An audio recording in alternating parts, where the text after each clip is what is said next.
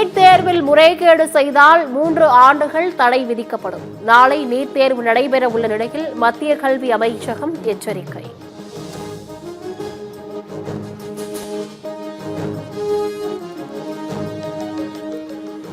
பாகிஸ்தான் கொடியுடன் வரும் கப்பல்களுக்கு இந்திய கடல் பகுதியில் அனுமதி கிடையாது. மத்திய கப்பல் போக்குவரத்து அமைச்சகம் அதிரடி உத்தரவு.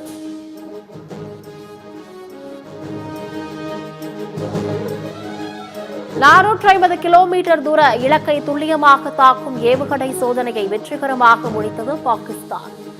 இந்தியா போர் விமானங்களின் ஒத்திகையில் ஈடுபட்ட நிலையில் ஏவுகணை சோதனை.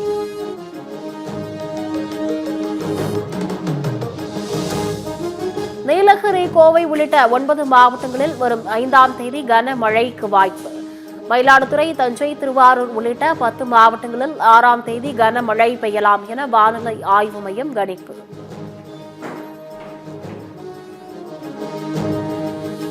தமிழ்நாட்டில் பல்வேறு இடங்களில் 100 டிகிரி வெயில் கொளுத்தும் நிலையில் நாளை முதல் கத்தரி வெயில் தொடக்கம். மே 28ஆம் தேதி வரை அக்னி நட்சத்திரம் எனும் கத்தரி வெயிலின் தாக்கம் நீடிக்கும் என வானிலை ஆய்வு மையம் தகவல்.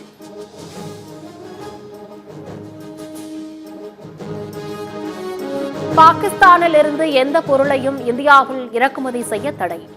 எல்லையில் தொடர்ந்து பாகிஸ்தான் ராணுவம் அத்துமீறி வரும் நிலையில் மத்திய அரசு அதிரடி நடவடிக்கை.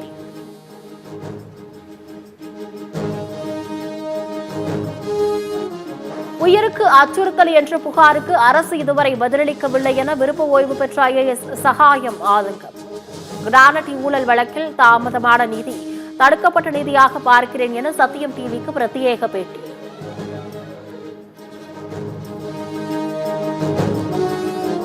நேரடி அரசியல் இல்லை, மக்கள் இயக்க அரசியலை செய்வேன் என விருப்ப ஓய்வு பெற்ற IAS சகாயம் அறிவிப்பு. ஊழல் பணத்தை ஓட்டிற்காக மக்களுக்கு கொடுத்து மக்களையே ஊழல் மயமாக்கிவிட்டதாக சத்தியம் டிவி நேர்காணலில் வேதனை. நேரடி அரசியல் என்பது மிகச் சரியானதாக இருக்காது என்று நான் கருதுகிறேன். மக்கள் முழுமையுமே அவர்களுக்கு அந்த வாக்குக்கு பணத்தை கொடுத்து அவர்களையுமே ஊழல்வாதிகளாக ஆக்கி இந்த சமூகம் முழுமையும் ஊழல்மயம் ஆக்கி இருக்கக்கூடிய இந்த சூழலில் ஊழலுக்கு எதிராக விஜயின் தெளிவான திட்டம் என்ன? தொண்டர்களை எப்படி பக்குவப்படுத்துவார் என சகாயம் கேள்வி. விஜய் அழைத்தால் பதவியேற்க வருவீர்களா என்ற கேள்விக்கு சகாயம் அளித்த நச்சின பதில். சகோதரர் விஜய் அவர் தனக்கு அடுத்த நிலையில் இருக்கக்கூடிய தலைவர்களை, அதற்கு அடுத்து இருக்கக்கூடிய தொண்டர்களை இவர் எப்படி பக்குவப்படுத்த போகிறார், பயிற்சி அளிக்கப்படுகிறார். ஒரு நேர்மை என்பது அது பக்குவப்பட்ட ஒரு நிலை. இவர் தயார்படுத்த போகிறார் என்கின்ற கேள்விகளுக்கெல்லாம் விடை கிடைக்க வேண்டும். எத்தனை மிரட்டல்கள் வந்தாலும் சட்டப்பூர்வமாகவும் மக்கள் ஆதரவுடனும் திமுக எதிர்கொள்ளும். அதிமுகவை பாஜக அடக்கிவிட்டது என்று திமுக மாவட்ட செயலாளர்கள் கூட்டத்தில் முதலமைச்சர் விமர்சனம்.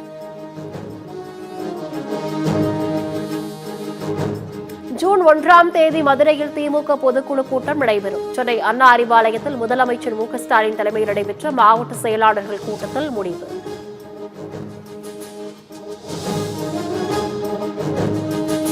நாடு முழுவதும் நாளை MBBS உள்ளிட்ட மருத்துவ படிப்புகளுக்கான நீட் தேர்வு. தமிழகத்தில் சுமார் 1.5 லட்சம் பேர் தேர்வு எழுதும் நிலையில் சென்னையில் மட்டும் 21,000 பேர் தேர்வு எழுத உள்ளனர். நாகை மாவட்டத்தைச் சேர்ந்த மீனவர்கள் மீது அடுத்தடுத்து கொலைவெறி தாக்குதல் நடத்திய இலங்கை கடற்கொள்ளையர்கள். நாகை அரசு மருத்துவமனையில் 17 மீனவர்கள் சிகிச்சைக்காக அனுமதி.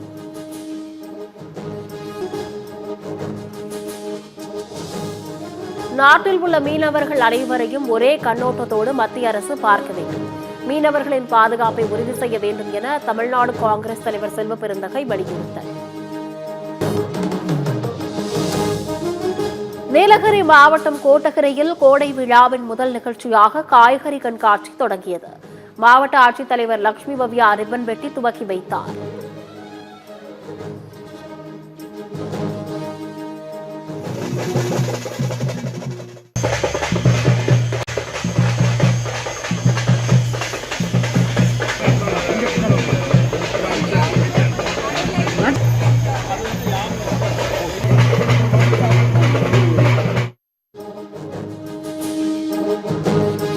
நெல்லை இருட்டுக்கடைக்கும் நயன்சிங் மற்றும் ஆனந்திற்கும் எந்த தொடர்பும் இல்லை. இருட்டுக்கடைக்கு உரிமை கொண்டாடினால் நீதிமன்ற அவமதிப்பு வழக்கு தொடரப்படும் என உரிமையாளர் கவிதா எச்சரிக்கை.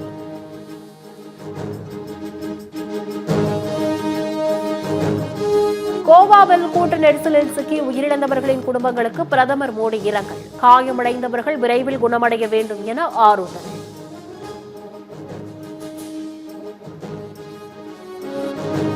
தன்னை போப் ஆண்டவராக சித்தரித்து ஆர்டிபிஷியல் இன்டெலிஜென்ஸ் புகைப்படத்தை வெளியிட்ட அமெரிக்க அதிபர் டிரம்ப் போப் ஆண்டவராக இருக்க விரும்புகிறேன் என அண்மையில் பதிலளித்த நிலையில் AI புகைப்படம் வைரல்.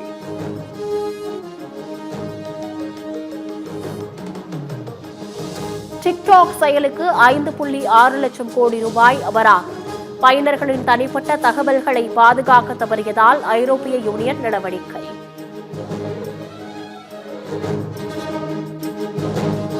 மும்பை இந்தியன்ஸ் அணி 6வது முறையாக கோப்பையை வெல்லும். அணியில் உள்ள 11 பேரும் மேட்ச் வின்னர்கள் என முன்னாள் கிரிக்கெட் வீரர் ஹர்பஜன் சிங் புகழாரம்.